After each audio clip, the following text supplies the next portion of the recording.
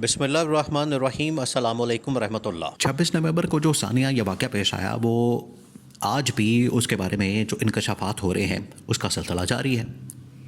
अब देखें, इमरान खान ने तो सिर्फ एक कॉल दी थी, एहतजाजी कॉल, और इमरान खान ने कहा था कि आ जाएं और आके आप एहतजाज करें, अपना प्रोटेस्ट रिकॉर्ड करवाएं। अब देखें, इमरान खान के साथ बात भी तो हो रही है, मुज़ाकरात भी तो हो रहे हैं।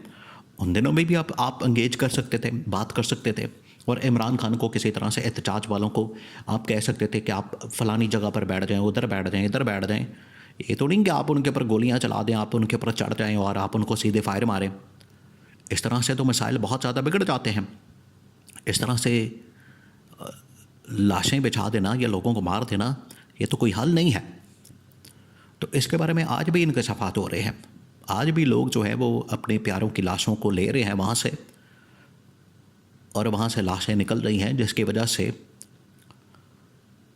पीटीआई भरपूर तरीके से अपना जहाँ तक जोर लगा सकती है इसको रजिस्टर करने की कोशिश कर रही है कि ये 26 नवंबर का जो वाक़या है ये एक बड़ा खौफनाक किस्म का है। इमरान खान तो वैसे ही इसके ऊपर बात करता है।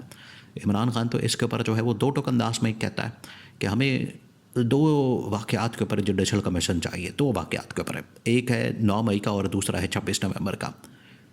अब देखें, 2-4 दिन से यहाँ पर एक बड़ा ही अफसोसनाक वाक़या हुआ। वो ये कि 26 नवंबर आपको पता है गुज़रे हुए तकरीबन अब 1.25 महीना हो चुका है। तो एक शख्स को कॉल आती है पीटीआई वाले को कि जी आप अपनी लाश वहाँ से आके ले जाएं, आपके भाई का एक्सीडेंट हो गया। तो उसके भाई को कॉल जाती है, निकलता है वो पीटीआई का। वो तो इमरान खान के कहने पर वहाँ पर एहतजाज करने के लिए पहुँचा हुआ था डी चौक में। और यहाँ से कॉल क्या आ रही है कि आपके भाई का एक्सीडेंट हो गया। उन्होंने कहा कि ठीक है, हम लेने आते हैं। वो ले के लाश वगैरह बहरहाल पहुँच जाते हैं, घर पहुँच जाते हैं। तो वहाँ पर फिर 1-2 डॉक्टर जो होते हैं जिनकी समझ बूझ होती है। आखिर हर फैमिली के अंदर कोई ना कोई ऐसा बंदा होता है जो डॉक्टर हो या जिसको पता हो, समझ बूझ हो। वहाँ पर लोगों ने देखा, उन्होंने कहा कि ना तो इसका एक्सीडेंट हुआ है, एक्सीडेंट के तो असरात ही नज़र नहीं आ रहे इसकी डेड बॉडी के ऊपर। दूसरा ये कि डेड बॉडी ये कोई 2-4 दिन पुरानी नहीं, ये तो महीनों पुरानी लगती है। तीसरा ये कि यहाँ पर ये जो निशान लगा हुआ, ये तो गोली का निशान है, इसकी डेथ तो गोली से हुई है, मौत इसकी गोली से हुई है। ये वो बातें करनी थी कि उसके ऊपर फिर वीडियो बन गई, उसके ऊपर जो है वो फिर पीटीआई वालों ने शोर मचा दिया और पीटीआई ने भरपूर तरीके से फिर उसके ऊपर कैंपेन की है। और यही इमरान खान कह रहा है। देखें, आज जो ये आपको रिकॉर्ड के ऊपर वो वाला बयान है मोहसिन नकवी का 26 नवंबर की रात को शाम में, जिस वक्त मोहसिन नकवी ने कहा था कि अगर ये लोग नहीं जाते और डी चौक के ऊपर आने के लिए बजद हैं तो फिर हम क्या करेंगे, हमें 5 मिनट लगने, हमने सीधे फायर खोल देने हैं और ये सब भाग जाएंगे। ये ऑपरेशन से पहले की बात है, दोपहर के वक्त, शाम के वक्त। रात को ऑपरेशन होता है 26 नवंबर की रात को, और ये दोपहर में, शाम में इस तरह की बात कर रहे हैं और कह रहे हैं कि हम किसी वक्त भी उड़ा देंगे, हम तो नहीं छोड़ेंगे। तो मोहसिन नकवी का ये जो बयान है, स्टेटमेंट है, ये रिकॉर्ड के ऊपर मौजूद है। उसके बाद फिर रात को ऑपरेशन हो जाता है। तो यही इमरान खान आज डिमांड कर रहा है। ये गवर्नमेंट के लिए सबसे बड़ा मसला बना हुआ है। और वहाँ से देखें, ये 3 सवालात उठे जिसने पूरा का पूरा 26 नवंबर का जो वाक़या उसको खोल के रख दिया कि वहाँ पर क्या हुआ, वहाँ पर सूरत हाल क्या है।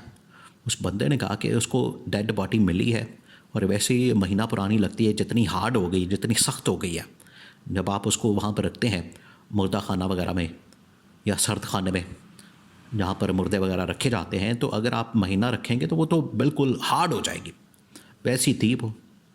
तो उसके तमाम के तमाम जो सिम्टम्स थे वो बता रहे थे कि बंदा डी चौक के लिए निकलता है एहतजाज के लिए इमरान खान की कॉल के ऊपर।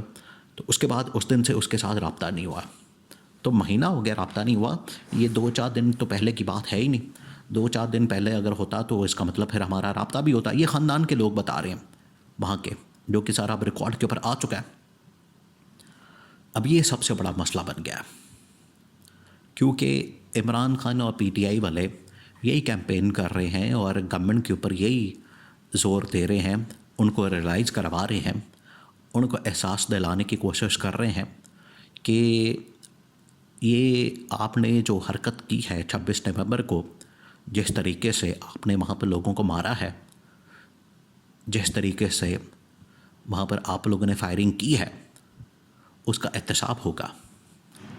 यही पीटीआई और इमरान खान का आज मौक़िफ़ और सबसे बड़ा मुतालबा और डिमांड है और इस्टेब्लिशमेंट से। अब ये तो शहबाज शरीफ उस दिन बज़ाते ख़ुद ये बात कर चुका है। शहबाज शरीफ ने तो रिकॉर्ड के ऊपर ये बात कर दी कि 26 नवंबर को जो कुछ हुआ उसमें तो हमें इस्टेब्लिशमेंट की सपोर्ट हासिल है, इस्टेब्लिशमेंट की जाने से हमें हिमायत मिली थी, उनका तावन है, उनकी कोऑपरेशन है। तो कोऑपरेशन और उनके तावन की वजह से ये सब कुछ पॉसिबल हुआ है।